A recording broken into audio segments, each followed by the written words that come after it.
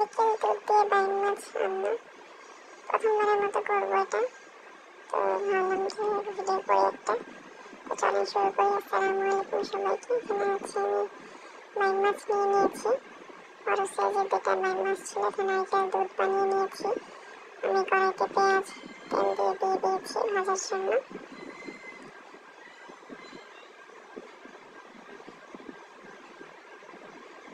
তো শুরুতে লবণ দিয়ে দিলাম পেঁয়াজে, একটু নরম নরম হয়ে আসা পর্যন্ত ভাজবো।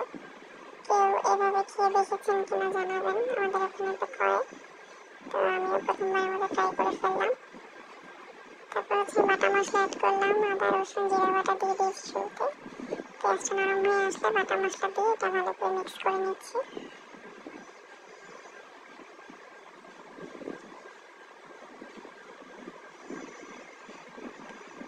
তারপর হচ্ছে এতে গুঁড়া মশলাগুলো অ্যাড করবো, হলুদ, মরিচ গুঁড়া, ধনিয়া গুঁড়া।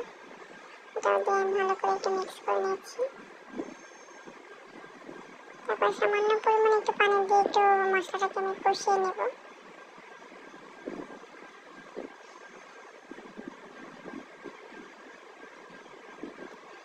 তেলটা যখন উপরে ভেসে আসবে তখন হচ্ছে আমি এতে মাছগুলো অ্যাড করবো। এই যে মাছগুলো দিয়ে দিয়েছি। এটা হচ্ছে আমি ভালো করে মশলার সাথে মিশিয়ে কষিয়ে নেব।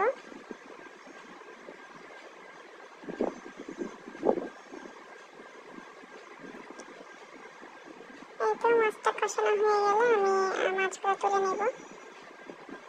তো মাছগুলো তুলে নেওয়া হয়ে গেছে এবং ওই মশলার মধ্যে হচ্ছে আমি যে নারকেলের দুধটা বানিয়ে রেখেছিলাম সেটা পুরোটাই দিয়ে দেব।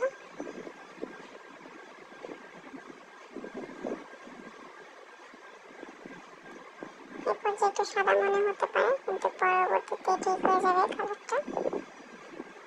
তো ভালো করে আমি মিশিয়ে নিচ্ছি।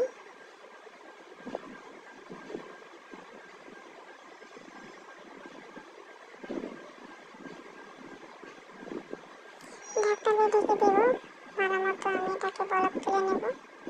তারপর হচ্ছে আমি আলু কেটে রেখেছি, আলু অ্যাড করবো। নারকেল দুধে তরকারিতে আসলে আলুটা অনেক ভালো লাগে। এই তো বলক চলে আসছে। এরপর যে হচ্ছে আমি আলুগুলোকে দিয়ে দেবো। আলুগুলো দিয়ে দেওয়া হয়ে গেছে এবং আলুগুলোকে ভালো করে সেদ্ধ করে নিতে হবে।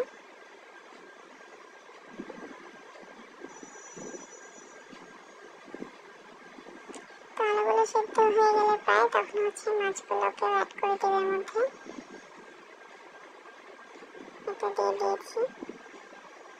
ঝোলটা একটু পাতলা আছে, আমি একটু ঘন করবো, মানে ঝোলটাকে একটু টানাবো আমি।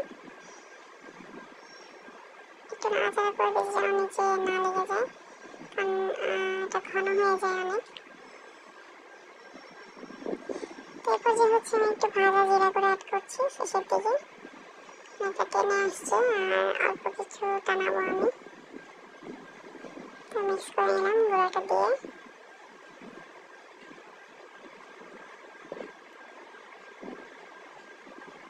তো এই তো দেখতে পাচ্ছেন আমার উপর দিয়ে তেল ভেসে আসছে, মানে অনেকটা ঘন হয়ে আসছে ঝোল। এতটুকু ঝোল আমি রাখবো। তো এ পর্যায়ে হচ্ছে আমি একটু নাড়াচাড়া দিয়ে মিশিয়ে নিই এবং চুলাটা বন্ধ করে দেব। আপনারা আপনাদের পছন্দ মতো ঝোল রাখতে পারেন। তো আমি এতটুকু রাখবো যেহেতু এটা ঝোলটা অনেক মজা লাগে খেতে। তো এই তো দেখতে পাচ্ছেন তেলটা কীভাবে ভেসে আসছে উপরে। আর নামা হয়ে যাচ্ছে, আমি চুলা বন্ধ করে দিয়েছি। কেমন লাগলো জানাবেন। অন্যরকম একটি ভিডিও শেয়ার করলাম। আল্লাহ।